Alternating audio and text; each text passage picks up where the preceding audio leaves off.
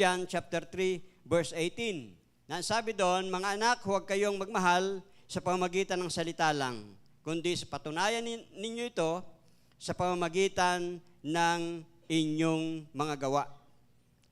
So, ang title ko po ulitin, Love in Sacrifice, and may theme verse po dyan ay naroon sa 1 Corinthians chapter 16, verse 14, na napakaikli. Do everything in love. Do everything in love. At kapag po yan ay ating palalawak at palalimin, ang word na yan, nakapaloob dyan ang word of sacrifice. Pag sinabing do everything, ibig sabihin, maganda man yan, o pangit, o hindi talaga natin kaya, o talagang napakahirap, ay pag sinabing do everything, nakapaloob ang salitang sakripisyo. Sakripisyo. Ang Diyos po magpala sa pagkabasa ng kanyang buhay at ng kanyang makapangyarihang salita. Tayo po sumandaling manalangin. Panginoon, minsan pa dumadako ang iyong lingkod sa inyong harapan. Ang akin ng panalangin, O Lord God, kayo pong siyang mangunat mangusap sa puso't buhay ng bawat isang narito.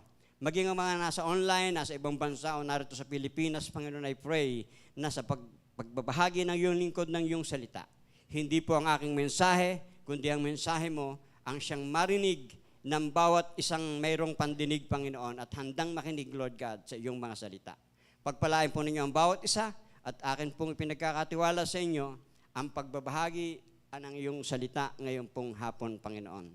Sa iyo po ang papurit pa sa salamat sa pangalan ni Jesus. Everybody say, Amen and Amen. Muli po isang malakas na palakpak kay Lord para tayo magising. Para tayo magising. So una po, sa lahat, pag-usapan po natin, ano ba talaga what love is all about? Pag sinabing pag-ibig ay malawak eh. At sa dami-dami ng ating narinig, nabasa ng patungkol sa pag-ibig, marami ho tayong makikita at malalaman. Sabi, pag pinag-usapan natin ang salitang pag-ibig, love in action, love in giving, love in sacrifice, lahat ng yan ay mayroong pagmamahal, dapat mayroong pag-ibig. Ibig sabihin lang yan, active. Parang yung tibok ng ating puso, aktibo. Love in action, love in giving, and sacrificing, yan ay active dapat. Present palagi. Habang tayo'y humihinga pa, present yung pag-ibig na yan, na hindi dapat nawawala sa puso't pamumuhay ng bawat isa sa atin. At whether you like it or not, sabi nga, we need to live in love kahit in hardship. Kahit mahirap, dapat tayong magpatuloy sa buhay na ito. Sabi nga, ang tao ay habang nabubuhay, habang tayo nabubuhay, may iba't ibang nararanasan tayong hirap. Amen? Kahit na ang isang tao ay napakayaman at mayaman, pinakamayaman sa buong mundo, hanggang pinakamababang estado ng lipunan, yan ay dumaranas ng pagtitiis at paghihirap. Tulad halimbawa ng sakit, lahat ho tayo dinadapuan ng sakit. Walang pinipili, kahit na sinong tao dinadapuan ng sakit, maging ng sugat ng pusong nabigo.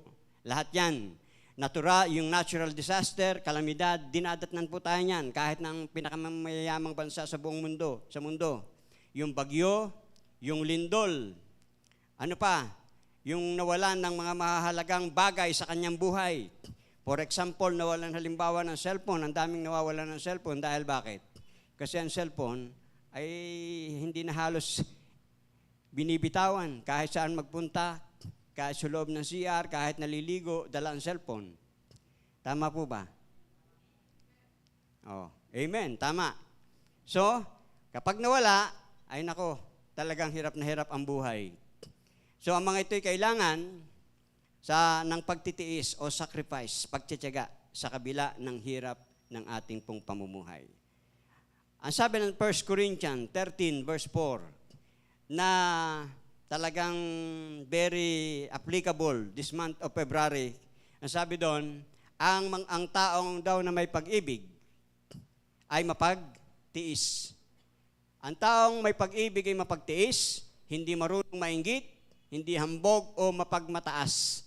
Hindi bastos ang pag-uugali, hindi makasarili, hindi magagalitin o mapagtanim ng sama ng loob sa kapwa. Hindi natutuwa sa kasamaan, kundi nagagalak sa katotohanan. Matyaga, laging nagtitiwala, laging may pag-asa at tinitiis ang lahat. Ibig sabihin, talagang nagsasakripisyo.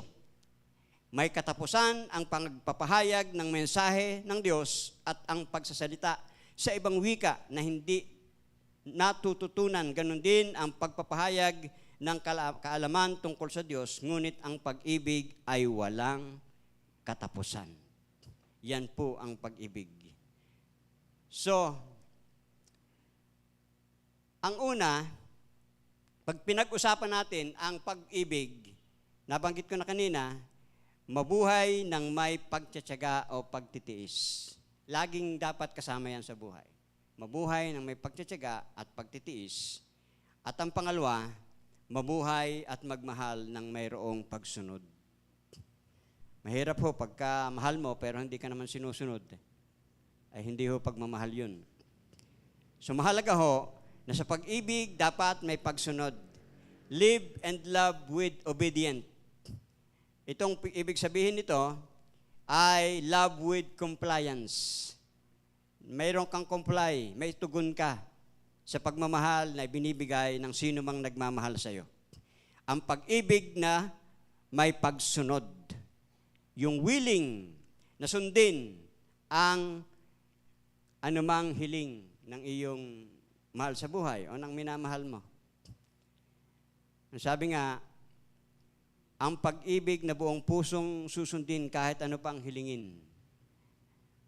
At sabi nga, yung mga sinuunang tao, yung sinasabi sa mga kanyang mga nililigawan ay susungkitin ang bituin. Pero may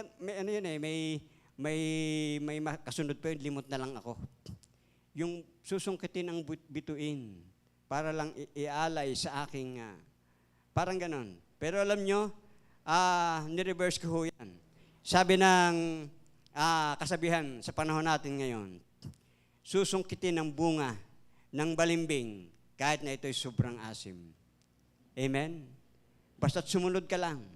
Susungkitin ko yan kahit na yung balimbing na yan ay sobrang asim. Dahil ang maasim, nagiging matamis na rin. Bakit? Dahil sa pag-ibig ng isang humihiling. Amen? Kaya kapag anumang bagay ang hinihiling sa atin, kahit na mahirap, pag may spirit of obedience, may love with obedience, yan po'y nagiging maayos na rin. Amen? Kahit na yan ay maasim, nagiging matamis na rin. So diyan napapatunayan kung mahal kayo o hindi kapag kayo ay sinusunod. Kapag yung hiling ninyo'y napapagbigyan. Ibig sabihin, mahal ka ng tao o ng sino man.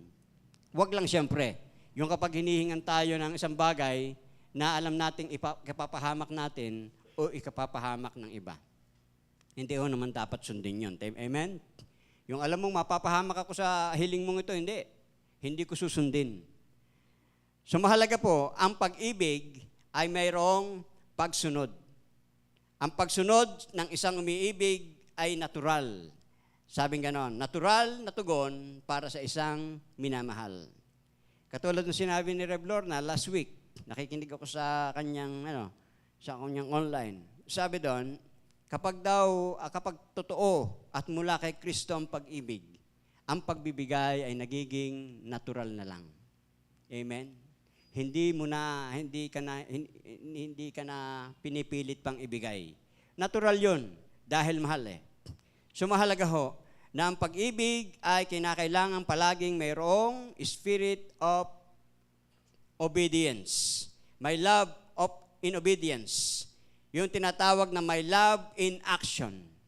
Kaya ulitin ko yung binasa ho natin kanina, sabi doon, 1 John 3:18, let us not love in word or talk, but in deed and in truth. Mahalagang yan, yung bagay na yan sa buhay natin. Even John 14 verse 15, sabi ni Jesus, kung mahal ninyo ako, keep my commandments. Sa Tagalog, kung mahal ninyo ako, susundin ninyo ang aking mga alituntunin, ang aking mga utos. So, pangatlo, pag pinag-usapan natin ang pag-ibig, magmahal ng mayroong pagpapahalaga. May pagpapahalaga tayo. O yung tinatawag na love with appreciation. Love with value. O yung to cherish your love. Talagang pinagyayaman mo yung pagmamahal mo sa iyong minamahal. Love with value, love with appreciation. Mahalaga po yan sa buhay natin. Love and appreciate. Yung pinapahalagahan. Halimbawa, alam na alam natin kung anong mahalaga sa panahon natin ngayon. Kauna-unahan na dyan, syempre, ang ating pera. Mahalaga ang pera, amen? Pag wala kang pera, kawawa naman ang buhay natin pag wala tayong pera. Pangalawang mahalaga ito, yung nabanggit ko kanina, ang cellphone. Mabuti pa yung cellphone, laging hawak. Pero yung pera, nasa wallet lang. O di kaya, nasa sa isang bagay na wala sa kanya. Pero ang cellphone, laging hawak. Daig pa nito ang pera. Yan po mga halagang bagay. Ano pang mahalaga? Kung meron tayong sasakyan, mahalaga ang sasakyan. Para tayo makapunta sa mga lugar na gusto nating puntahan. Yung ating mga alahas, mahalaga yan. Anything na may value, yan ay mahalaga at pinapahalagahan dapat. Amen? Hindi dapat yan binabaliwala. Sabi nga nung kasabihan, pag may halaga ay iniingatan. Pag mahal ay inaalagaan. Kaya kung mahal kayo, ramdam nyo dapat inaalagaan kayo. Ikaw man ay lalaki, ikaw man ay babae. O ikaw man ay magulang o kapatid, dapat yan ay nararamdaman. Hindi pinababayaan. Yan ang tunay na pag-ibig na pinapahalagahan, na may halaga. Tingnan natin yung ating katabi at sabihin natin, ano ba yung pinapahalagahan mo? Ano ba yung mahalaga sa'yo? Ano yung mahalaga sa'yo? Kung mahalaga sa atin, yung maraming bagay na ating ginagamit, ang tanong ay, sino naman yung pinakamahalaga o mahalaga sa buhay mo? Maaring nasa isip mo, asawa ko. Ay siyempre, asawa yan, dapat mahalaga yan. Amen? Yung mga may asawa dito, mahalaga ang asawa. Halimbawa ay boss, mahalaga ang mga boss natin. Dahil sila nagpapasweldo sa atin kung tayo ay mga empleyado. Of course, nanay at tatay. Yung mga nanay at tatay dito, mahalaga po yan. Dapat pinapahalagahan natin. Yung ating mga kasama sa trabaho, kapatid, o yan man ay ating mga boyfriend o girlfriend, jowa, sabi nga, yan po'y dapat pinapahalagahan. Sila na dapat pinapahalagahan din natin. Sila na very useful. Kung sila na mahalaga sa ating buhay, na kung wala sila, ay wala tayong magagawa. Hindi ka matututo sa buhay kung wala sila. Dapat, sa kabila noon, meron tayong positive contribution sa kanila. Positive contribution. Anumang bagay na mahalaga, ang positive contribution natin doon, pinapahalagahan natin at hindi pinababayaan. Tama po ba? Tulad ng mahalagang mga bagay, mga gamit, pinapahalagahan natin, inaalagaan natin. Kaya nga, once na mawala ang cellphone, ay nako, hindi na magkaintindihan. Dahil parang naroon na yung buhay niya dito sa cellphone na ito. Kaya hanggang sa Facebook ay, sino po nakakakuha kaya ng aking cellphone? Mabuti na lang maraming mga matapat ngayon na pag nakakuha ng cellphone ay inilalagay sa ating Lukban Forum at isinosuoli. So in other words, mga kapatid, mahalaga ang mga bagay na mahalaga ay dapat nating pinapahalagahan. Mahalaga yung may positive contribution tayo sa mga bagay na ating mga pinapahalagahan natin. So, yung tanong ko kanina, sino ang valuable person sa buhay natin? Ito po, uulitin ko, sila na dapat pinahahalagahan din natin, sila na very useful sa ating buhay, na kung wala sila, wala rin tayong magagawa. Kung halimbawa ang parents natin, very supportive sa atin o sa iyo, at alam mong wala ka sa kalagayan mo ngayon, o maaaring hindi ka makapag-aaral, o hindi ka mapapatnubayan, hindi ka makakain ng maayos kung wala ang parents mo. Dapat lang suportahan din sila. At yun ay paraan ng pag-appreciate sa kanila. Ito ang katotohanan sa kultura ng mga Pilipino. Meron po akong kilalang ganyan. Hindi ko nasasabihin at baka ikaw ito. Na siya'y pinalaki ng kanyang mga magulang. Isinilang, inalagaan, pinag-aral hanggang makatapos. At nang makatapos, nagkaasawa. Nang magkaasawa, nagkaanak. At nung magkaanak, pinaalagaan sa parents. Pinaalagaan para lang makapaghanap buhay sila. Ibig sabihin, ayaw nila ng abala, gusto nila paalagaan sa kanilang mga magulang. Meron ho akong kilalang ganyan, malapit sa buhay ko. Lumaki, nung magkaasawa, magkaanak, pinaalagaan sa parents niya, tapos yung tao na ito'y puro daing. Yung lola, di man lang daw siya inaabutan. Di man lang inaabutan. Mahirap po yun. Okay lang sa tulad nating mga lolo't lola na naalagaan ng ating mga apo ng sandali lang.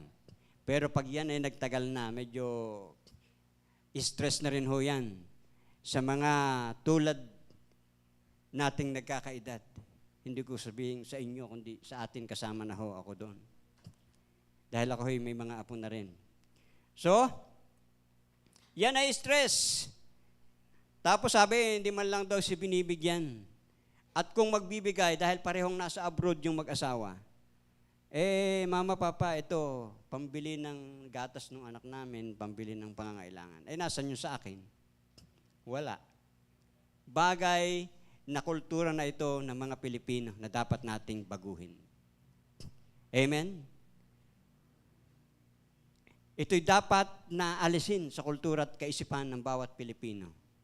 Na matapos palakihin ay ipapasa. Dapat nagre-relax nga lang ang mga magulang na yan. Hindi na nagkakaroon pa ng stressful sa buhay. Sabi nga ni PBBM, kapag gaganon daw ang ating attitude, sabi, mahiya naman kayo. Sabi ni PBBM yan, mahiya naman kayo dahil ang ginagawa nyo ay hindi tama.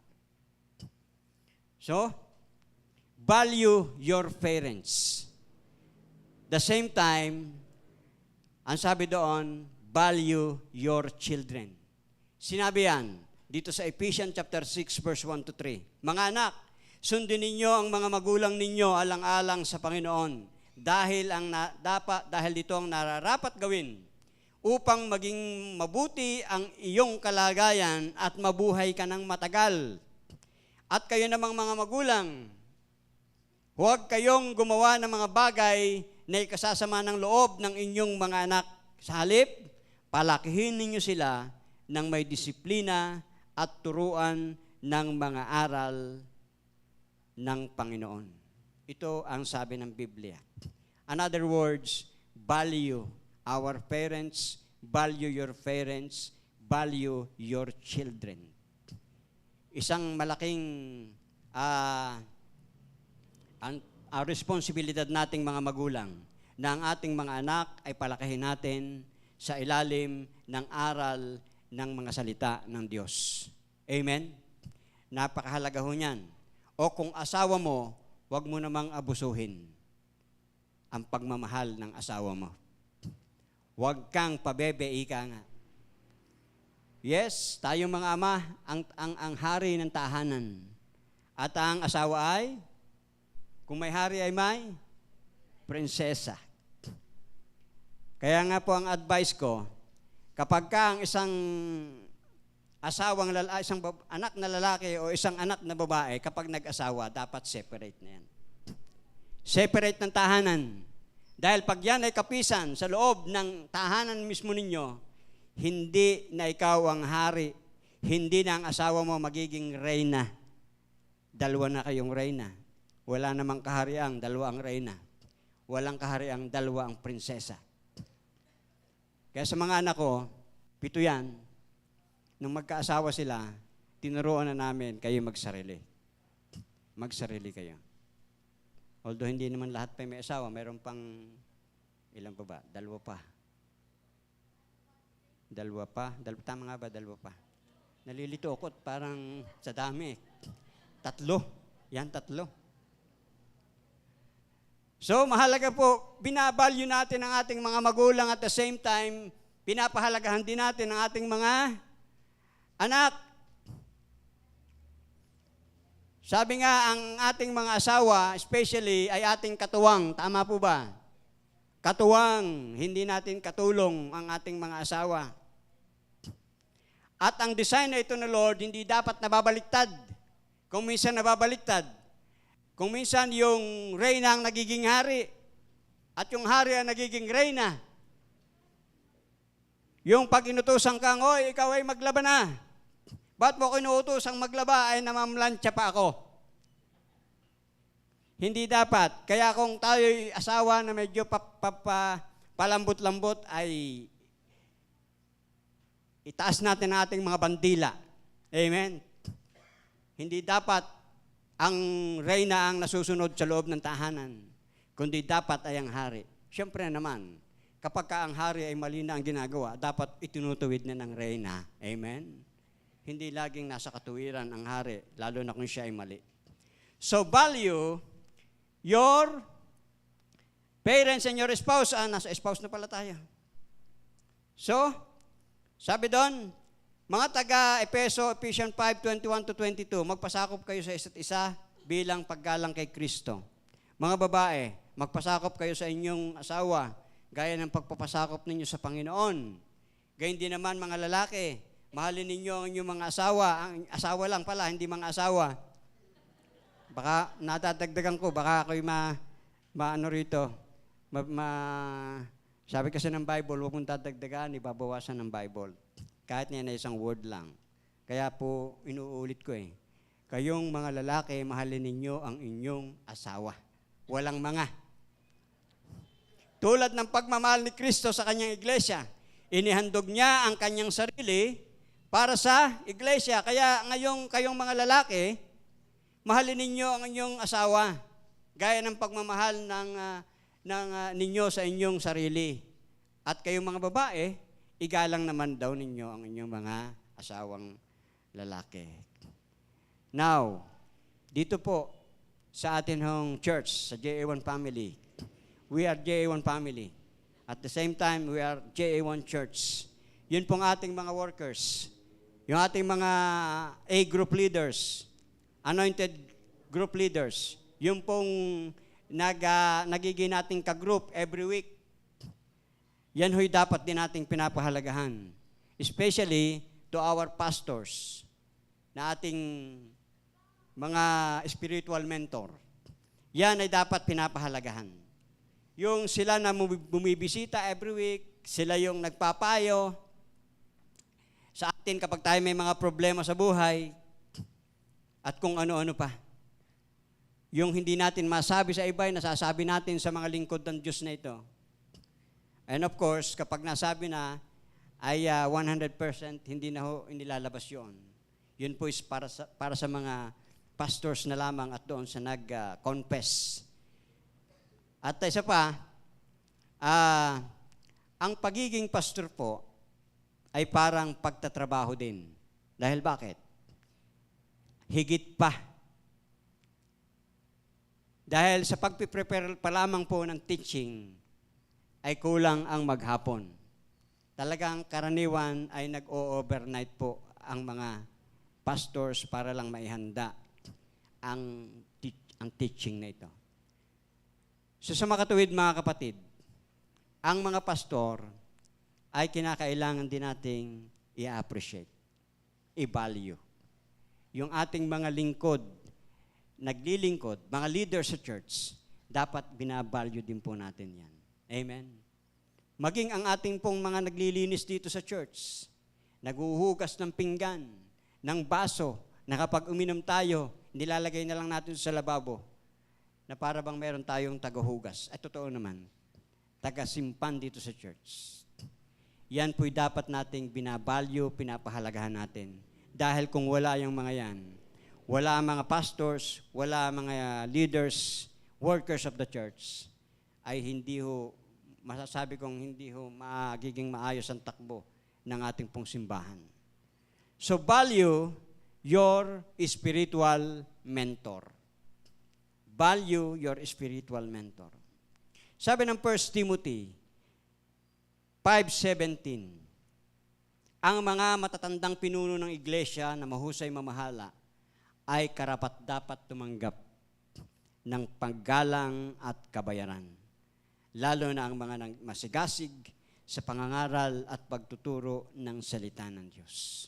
Sa wikang Ingles, the leaders who lead well should be considered worthy of double honor. Sa ibang translation, double pay. Double pay. Ay karaniwan, sa mga pastors po, wala naman talagang sahod yan eh. Wala akong sweldo ang pastor. Unlike sa ibang narinig ko, may sweldo silang 25,000 fix. Fix yun. At sa ibang mga malalaking simbahan.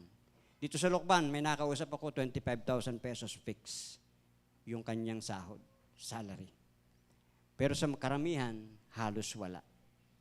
Kaya dapat, binabalyo natin, pinapahalagahan natin ang mga lingkod ng Diyos. Sila, ang sabi ng Biblia, talaga namang biblical yan eh. Dapat sila ay bigyan ng double honor, double pay. Lalo na raw, yung mga masigasig, hindi tamad na mga pastor, hindi tamad na mga worker ng simbahan. Dapat meron silang they are worthy of double honor. So, tandaan natin, na ang lahat ng mga ito, binabalyo natin ang ating mga pastors, ating mga spouse, ating mga magulang, ating mga anak, ang ating mga spiritual mentor. Sabi nga, kung mahalaga ang kayamanan, of course, yung kayamanan na yon ay palaging nasa sa puso mo. Dahil bakit? Baka mawala. Sabi ng Luke 12:34, for where your treasure is, there will your heart be also. Naroon din ang puso mo. Ibig sabihin, bigyan nating halaga, bigyan nating importansya, suportahan ang inyong pinakikinabangan. Mahalaga hong sinusuportahan po natin. Dahil sila'y precious, sila'y priceless, treasured, and valuable. Mahalaga yan. May big word po ako dito, hindi ko na lang ho sinulat yan.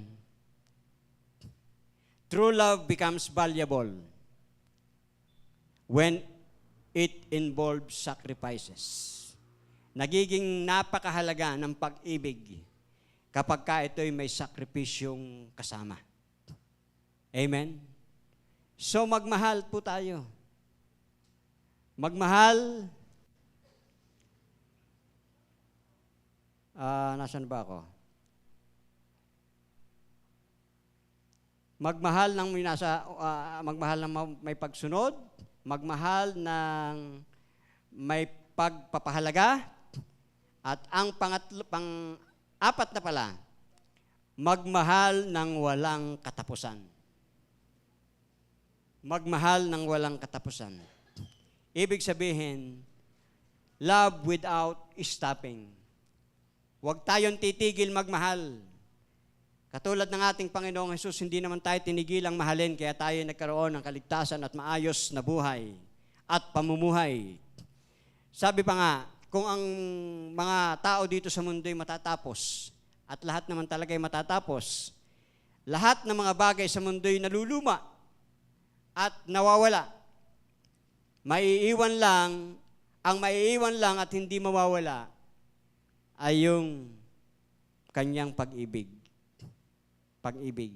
Sinabi yan 1 Corinthians 13:8. Yung pag-ibig ang pinakang mahalaga. Matatapos ang kakayanang magsalita ng mensahe mula sa Diyos. Titigil ang kakayanang magsalita sa ibang wika at lilipas ang kaalaman. Ngunit ang pag-ibig ay walang katapusan. Love. Love, love. Amen? Love with sacrifice. So, eto po. Pag sinabing love with sacrifice, ito ay patunay na tunay ang ating pag-ibig. Maraming tao nagsasabi, mahal kita. Lalo sa Biblia, sa cellphone, ang dali-dali mag-type ng I love you, tapos may emoticon pang nakaganon, may puso. Madali. Pero, ang pag-ibig ay hindi nasusukat lang doon, kundi nasusukat ito sa ating pagsasakripisyo. Amen? Kahit yan na hindi ka mahal-mahal, kung yan ay patuloy nating mamahalin, that is sacrifice love. So, ang tanong po natin muli ngayon, bakit ang tunay na pag-ibig ay laging may kasamang sakripisyo? Bakit nga ba? Unang-una, dahil ang pag-ibig ng Diyos ay may ginagawa at patuloy na gumagawa sa buhay po natin. Dahil ang pag-ibig ng Diyos ay may ginawa at ginagawang sakripisyo sa ating lahat. Ang pinakamalinaw at pinakamatinding halimbawa ng pag-ibig na may sakripisyo ay walang iba kundi ang ating Diyos mismo. Ayon sa John 3:16, alam natin yan kahit tayo pikit, na gayon na lamang ang pag-ibig ng Diyos sa sanlibutan, kaya't ibinigay niya ang kanyang bugtong na anak na si Jesus upang ang sino mang sumampalataya sa Kanya ay hindi mapahamak, kundi magkaroon ng buhay na walang hanggan. Yan yung sakripisyong ibinigay sa atin mismo ng Diyos Ama. Ibinigay ang kanyang bugtong na anak upang lahat tayo ay maabot ng krus ni Kristo. Amen? Kaya lahat tayo naka-experience at marami pa na alam kong gagawa ang Diyos sa kanilang buhay kapag tinanggap nila ang salita ng Diyos, ang pag-ibig ng Diyos sa kanilang buhay. Naging maayos yung dating magulong buhay, naging maayos ang buhay. Yung dating hindi alam kung saan siya tutungo, gulo ang isip. Nang makilala si Kristo at malaman at madama ang pag-ibig ni Kristo yung nagbago. Amen? Nagbago. Higit pa doon, nagkaroon ng katiyakan sa lahat ng kaligtasan natin. Assurance of salvation. Ano sabi ng Romans chapter 5 verse 8? Ngunit pinatunayan ng Diyos ang kanyang pag-ibig sa atin na noong tayo'y makasalanan pa, si Kristo'y namatay para sa atin. Talagang siya lamang yung maglalapat noon. Sa lahat ng ating kalikuan, kasalanan, ang kapantay lang yan ay yung si Kristo lang, wala nang iba. Sabi pa nga, hindi naghihintay na tayo'y maging karapat-dapat o katanggap-tanggap bago natin maranasan ang pag-ibig ng Diyos sa atin. Totoo naman, hindi talaga tayo karapat-dapat lahat. Sabi ng Romans 3:23, lahat tayo nagkasala at walang sino mang naging karapat-dapat sa paningin ng ating Panginoon. Walang sino man, lahat tayo nagkasala. Pero dahil sa pag-ibig ni Jesus sa atin, lahat tayo ay ginawang karapat-dapat. Amen? Nakita tayong karapat-dapat lahat. Si Jesus hindi umatras kahit may kapalit. Alam niyang may kapalit na paghihirap. Naroon yung kanyang sakripisyo, ibinigay niya yung kanyang buhay, kahit na sa buhay natin, tandaan natin, sa katotohanan, pag mahalaga at napakahalaga sa atin, mahirap po nang ibigay. Amen? Mahirap ibigay. Pero si Jesus Christ, ating great example, ang pinakadakilang halimbawa ng pag-ibig na mayroong pagsasakripisyo. Anong sabi ng John 15 verse 13? Walang hihigit pang dakilang pag-ibig kaysa sa ibigay ng isang tao ang kanyang buhay para sa kanyang kaibigan. Ipagpapalit niya yung buhay niya para sa kanyang kaibigan. Yan ang tunay na pag-ibig na mayroong pagsasakripisyo. Si Jesus, iniwan niya ang langit. Sabi ng Philippians 2 verse 6 to 8, naglingkod sa mahihirap, nagpagaling ng mga may sakit, at nagpatawad ng lahat ng kasalanan ng tao. Nagtiis ng hirap hanggang doon sa krus, kahihiyan at kamatayan sa krus. Sabi nga, nung siya ay pinako sa krus, siya ay walang saplot, talagang kahihiyan. Pero dahil doon sa kanyang pag-ibig sa sanglibutan sa mga tao, sinakripisyo niya yun para sa ating lahat. Sa lahat ng taong nabubuhay. So, tandaan po natin, ang anak ng tao na parito, hindi upang paglingkuran. Hindi upang paglingkuran, kundi upang maglingkod at ibigay ang kanyang buhay bilang pangtubos sa marami. Ang krus ay patunay na ang tunay na pag-ibig ay handang masaktan para sa ikabubuti nating lahat. Amen? Yan ang krus ni Kristo. So sa akin ang pagtatapos, gusto ko magbigay ng ilang pangalan sa Biblia na nagpakita ng matinding sakripisyo nung sila'y nabubuhay pa dito sa lupa. Sa buhay ni Abraham, alam natin ang kwento ni Abraham. Sa Genesis chapter 22, pinangakuan sila ni Sarah ng isang anak si Isaac, na ang tagal-tagal nilang hinintay bago dumating. Pero nung dumating, hiningi pa ng Diyos. Sabi ng Panginoon ng Diyos sa kanya, Abraham, ihandog mo sa akin ang iyong anak. Pumunta ka sa bundok na ito na aking sasabihin sa iyo at doon mo ihandog ang iyong anak. Hindi nagdalawang isip si Abraham. Hindi na nagtanong. Basta't agad-agad sumunod sa tinig ng Diyos. At sa Genesis chapter 22 verse 12, nung sasaksakin na ni Abraham ang kanyang kaisa-isang anak, ang sabi ng Diyos sa kanya, ngayon ay nalaman ko na ikaw ay may takot sa Diyos sapagkat hindi mo ipinagkait ang iyong anak. So, tandaan ho natin, ang pag-ibig ng Diyos ay hindi lang nasusukat sa pagsunod, kundi maging sa mahirap na sitwasyon. Doon nasusukat kung talagang susunod tayo o kung hindi tayo susunod. So yun si Abraham. Yung matinding sakripisyo na yun, kaisa-isa na nga, hihingin pa. Di po ba mahirap yun? Yung ito na nga lang ang laman ng bulsa ay kailangan pa ba itong ibigay? Yung mga mahihirap na bagay at sitwasyon, kapag ginawa ho natin at nagawa natin, that is sacrifice love. Sacrifice love. Pangalawang lalaki sa Biblia, ito hong si Moises. Si Moises, pinili niyang makihati sa pagdurusa ng kanyang bayan o bayan ng Diyos kaysa tamasahin ang panandaliang kasiyahan ng kasalanan. Sa Hebreo 11 verse 25. Bakit? Kasi si Moises ay masyado siyang dikit sa kanyang mga kababayang Israelita. Kahit siya'y pinaampon sa Pharaoh, yung puso niya nasa mga Israelita pa rin na pinahihirapan. Kaya nga si Moises ay namamagitan sa Diyos. Dahil ang Diyos nagagalit sa mga Israelita. Bakit? Dahil ang titigas ng mga ulo ayaw sumunod. Pero si Moises namamagitan palagi. Matindi ho, sakripisyo ni Moises yan. Kaya sabi ng Exodus verse 32 verse 32, ang sabi ni Moises, challenge niya sa Panginoon, kung hindi mo sila papatawarin, burahin mo na rin ang burahin mo na rin ako sa aklat ng iyong isinulat, Biro ka, mas gugustuhin pa ni Moises na hindi mapasama sa listahan ng mga pangalan ng Diyos sa langit kung hindi rin lang patatawarin ang mga Israelita.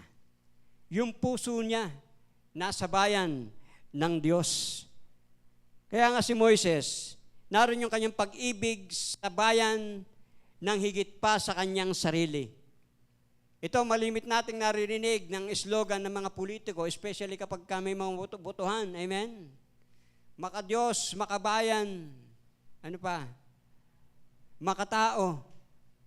Pero nung nakaupo na, hindi man lang makita ng tao kung nag-uuli o naglilibot man lang sa kanyang nasasakupan. So si Moises ganon.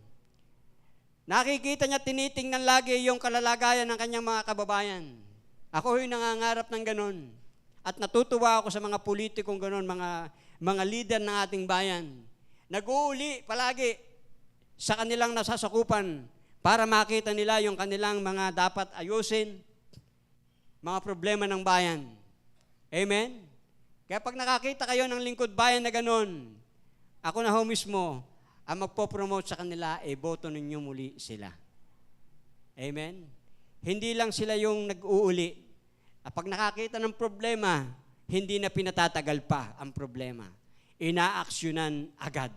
Kahit na yan ay nasa mataas na katungkulan o maging yan ay simpleng kapitan lamang ng barangay o kagawad. Mahalaga hong tandaan natin, yung pagmamahal una ay sa bayan muna bago sa sarili. Yan si Moises.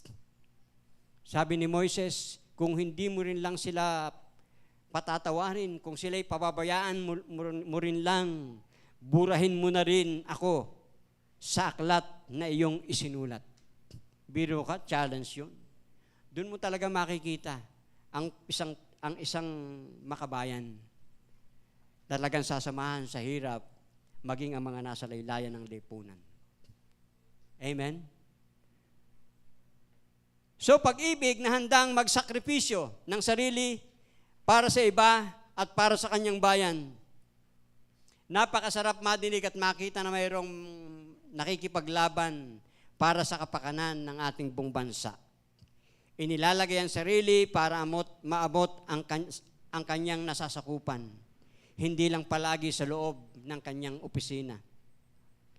Kundi mas nakikita ng madla, nakikita ng tao, yung tinitingnan ng problema ng bayan at hindi agad binibigyang solusyon. At binibigyan agad niyang solusyon. Ibig sabihin, action agad. Wala po akong pinopromote dito. Kundi ang akin hong pinopoint out dito ay si Moises. Si Moises, nakaranas ng magandang buhay sa piling ng Pharaoh, pero pinili pa niya na makisama sa kanyang mga kababayang naghihirap. Amen? Para lang madala sa lupang ipinangako ng Diyos sa kanya. Pangatlong tao na nakita kong nagsakripisyo at makikita nating nagsakripisyo naman talaga ay si David. Si David sa 1 2 Samuel chapter 24, ito'y kwento ng dahil sa kasalanan ng mga Israelita, ang Diyos ay nagpadala ng salot sa mga Israelites. Dahil sa titigas ng ulo, kung ilan libong tao ang namatay, pero si David, inutusan sa pamamagitan ng isang propeta, ang sabi niya, gumawa ka ng altar sa lugar ni Arauna. Sabi doon, ipaglagay mo ako ng altar at maghandog ka doon. Sabi ng propeta sa kanya, maghandog ka doon, maglagay ka ng altar at maghandog ka para sa kapatawaran, sa pag-aalay, para sa kapayapaan. Pero nung makita ni Arauna, dumadating yung hari kasama ang kanyang mga kawal. Nakita pa lang sa malayo, sinalubong na siya ni Arauna. Ano ang sabi? Mahal na hari, ano po ang aking may paglilingkod sa iyo? Ang sabi ng Haring David, kailangan ko yung lupa mo. Maglalagay ako ng altar dyan para matigil ang salot. Ang sabi ni Arauna, gamitin na po ninyo, huwag na po ninyong bayaran. Ang sabi ni Arauna kay Haring David. Pero ano po yung sagot ni David? 2 Samuel 24 verse 24. Hindi ako maghahandog sa Panginoon ng alay ng walang halaga sa akin. In other words, ayoko ng libre. Ayoko ng walang bayad. Ano po ang application nito sa atin bilang mga Kristiyano? Huwag daw tayong maging mahilig sa libre. Tingnan mo yung katabi mo, mahilig ba sa libre yan? Ang mga Kristiyano, habang dapat lumalalim sa pananampalataya at tumatagal, hindi dapat makumpiyansa o manatili o maging, tawag dito, hindi dapat nananatiling yung kaisipan na gusto'y lagi siyang libre. Even David, ihahandog niya sa Diyos yung lupa, maglalagay ng altar, pero ang sabi niya, kahit pa iniaalok mo sa akin ng libre, hindi ko tatanggapin ng walang bayad.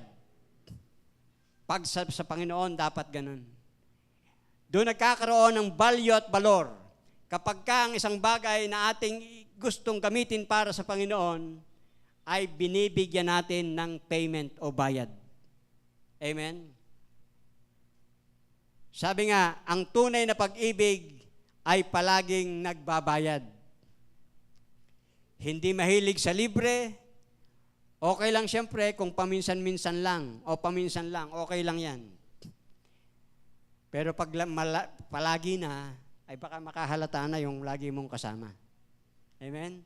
Kaya napakasarap kasama yung parang Fernando po, sabi nga ni Reb. Mabilis dumukot. Yung pag-order pa lang at mayroon ng gustong magbayad, ay bayad na po, okay na, bayad na.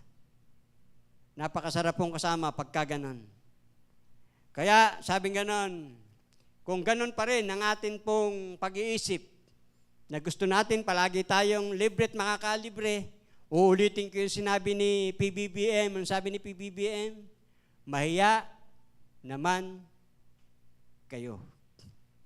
Sa Panginoon, hindi dapat palagi tayong nagiging kumpiyansa kapag libre. Ako minsan nalulungkot.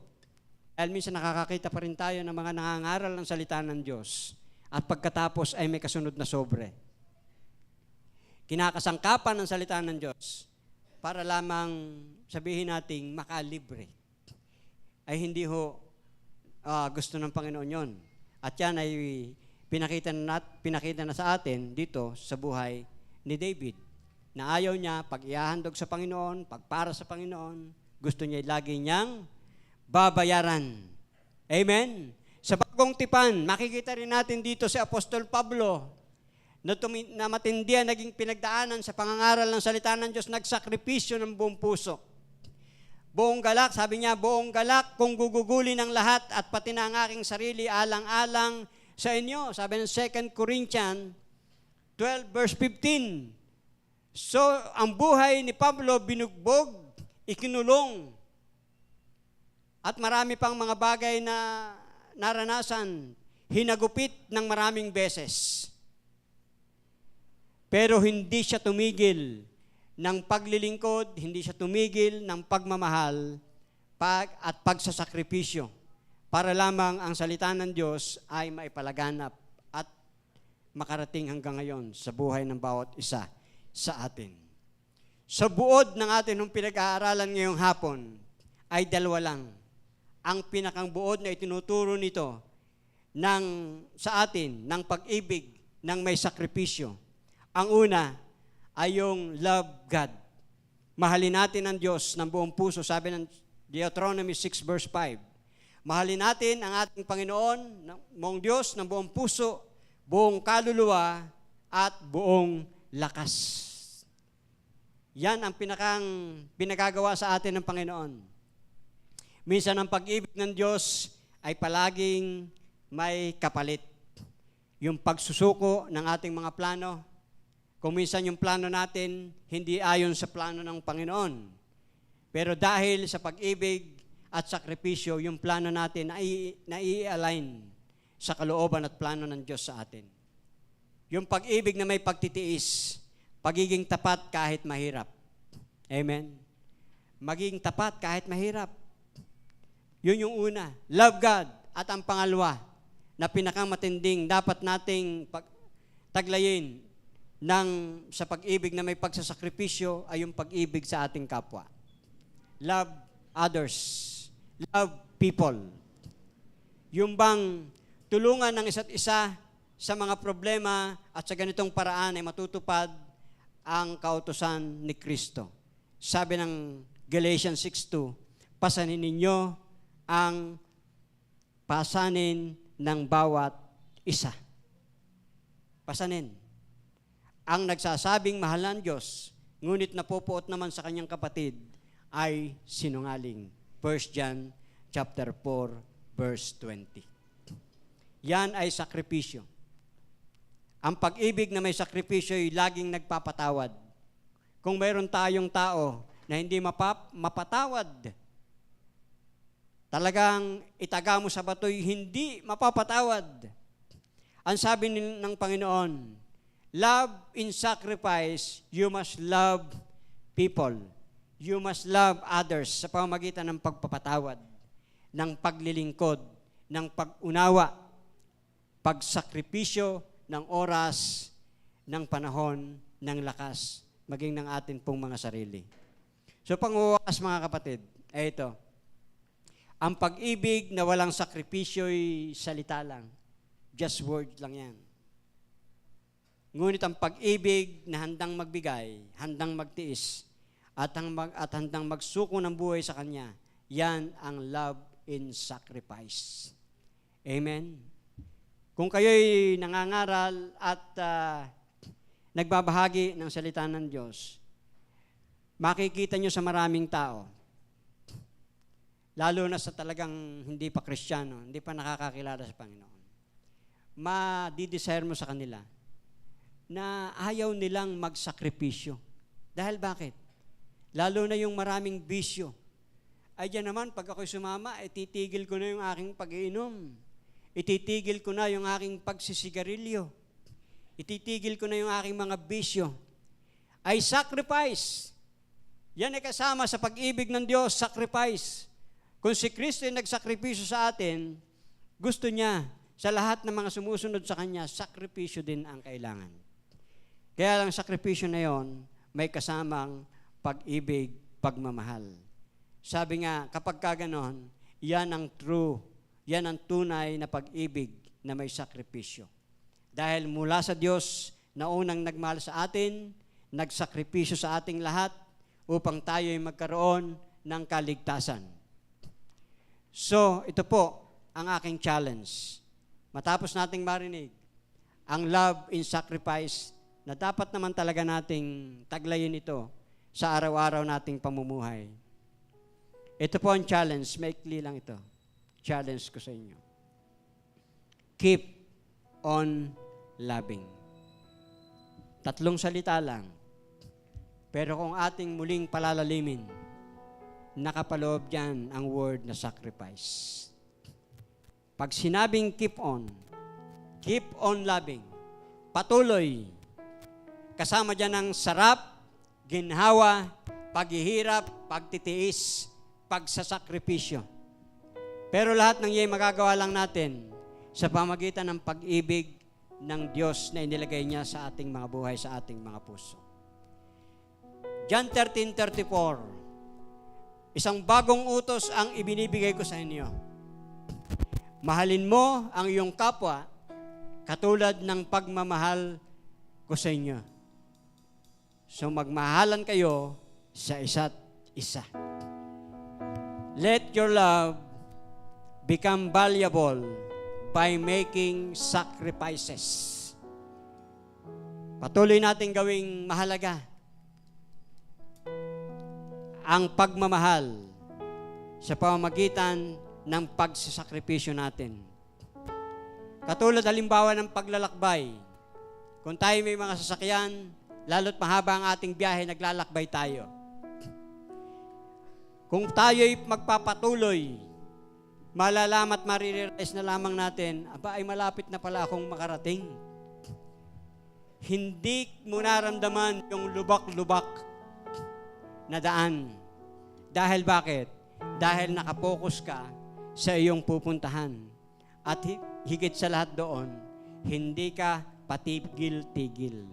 That's why, sabi ng Panginoon, keep on loving. Kapag tayo patuloy na magmamahal, hindi natin mapapansin. Na pagtagumpayan ko na pala itong tao na ito. Napagtagumpayan ko na pala. Hindi na pala siya dating si ganito o si ganon. Ito palang malalaki kong suliranin ay halos wala na o nawala na. Nalusutan na. Dahil bakit? Sabi ni Lord, keep on loving. Sacrifice with love. Love in sacrifice. Sabi nga, kung paanong inibig ko kayo, sabi ni Lord, John 13:34, magmahalan din kayo. So salamat po sa JA1 Lokban. Dahil ang JA1 Lokban talagang very open pagdating sa pagmamahalan, pagdating na mayroong isang kapatiran na nangangailangan, agad-agad tumutulong ang ating simbahan. Kapag nagsabi ang ating mga pastors, meron ho tayong kailangan sa ating church, pondohan natin, agad-agad, walang dalawang isip, nagbibigay, nag-aabot. Kahit yung mga nasa abroad, talagang willing magbigay. So tandaan natin mga kapatid, upang tayo'y makalampas at makarating sa inihanda ng Diyos para sa atin, we need to keep on loving. Sacrifice with love. Amen? Tayo nga po lahat ay yumukot pumikit. Pwede ho tayong tumayo habang inaawit po natin ito. Awitin natin ito sa atin hong Panginoon. Na alam kong narito siya sa ating kalagitnaan sapagkat yun po'y kanyang pangako na kung may 2 o 3 magkatipon sa kanyang dakilang pangalan, siya'y nasa ating kalagitnaan. So awitin natin ito. Di mapapantayan ang kanyang pag-ibig. O Diyos, pag-ibig mo'y ganap, biyaya mo'y hindi mawawakas, pag-ibig mo'y kalakas sa wagas, kagalakay hindi kukupas. Pag-ibig mo, Diyos, di mapapantay.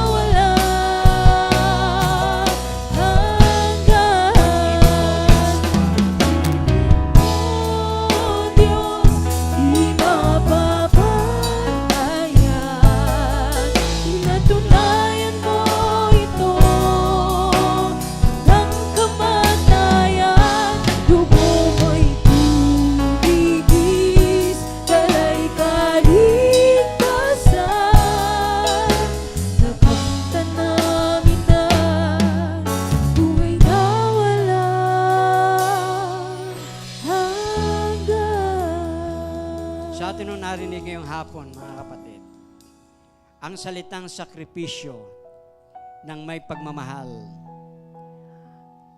ay tinapos niya sa 2 utos na mahalin natin ang Diyos ng higit sa lahat. Pangalawa, mahalin natin ang ating kapwa. And keep on loving. Keep on loving.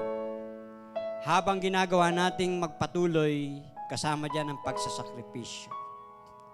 At ano naman ang mga bagay na sa tingin mo'y dapat mo pang pag-ibayuhin sa buhay mo upang ang pag-ibig ng may sakripisyo'y patuloy mong magawa. Ikaw na lamang po ang Diyos ang maaaring makaalam nun. Basta't willing ka na mag-sacrifice sa ilalim ng kanyang pagmamahal, kayang-kaya mong gawin yan. Dahilan pa rin sa kanyang pag-ibig sa iyo at pag-ibig sa ating lahat. Maaari ho bang itaas muli natin ang ating mga kamay at sumunod po ang bawat isa sa maikling panalangin. Sabihin natin, Panginoon, maging mga nasa online, pwede ho kayong sumunod. Sabihin natin, Panginoon, maraming salamat po sa iyong pag-ibig na walang kapantay. Dalangin ko po, turuan mo pa ako na magmahal, hindi lamang sa salita, kundi sa gawa at sakripisyo.